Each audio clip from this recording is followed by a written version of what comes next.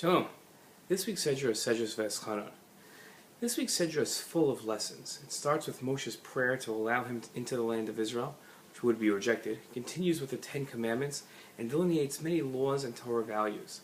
Of the many different topics to focus on, I've chosen one that I felt hits home for the modern Jew. It addresses the benefits of Torah observance, and I think is poignantly relevant for contemporary times. Coupled with the Ramban's explanation, there are two verses that pack a punch that inspire a second look at something we might have seen differently than we have in the past. The Sedra records Moshe's continuation of his last speech. As Moshe said, "As God commanded me, I have taught you the laws to observe in the midst of the land to which you are coming to possess. You shall observe and do them, for that is your wisdom and your understanding in the eyes of the people. They will hear all these laws and say, 'Only this great nation is a wise and understanding people.'" In his commentary to this verse, the Ramban wrote that the Torah's laws provide a great benefit to mankind, for they provide glory to all men. Even those that hate the Jewish people will praise them when they keep the Torah's commands. They also provide the benefit of drawing those who call to God close to Him.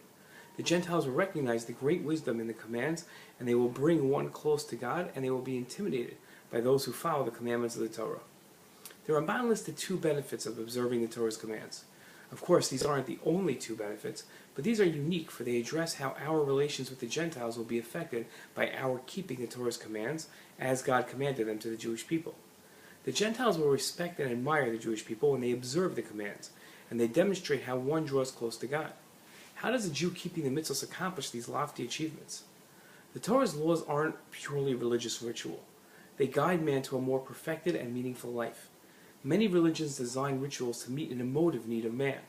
The Torah's laws disregard how the fulfillment makes man feel and instead aims to satisfy man's intellect. When the Gentiles perceive the difference between religions that aim to satisfy man's fickle emotions and instead address the concrete intellectual truths of man's existence, they respect the Torah. The Gentiles' recognition is predicated on the Jewish people's observance of the mitzvot. Shabbat Shalom.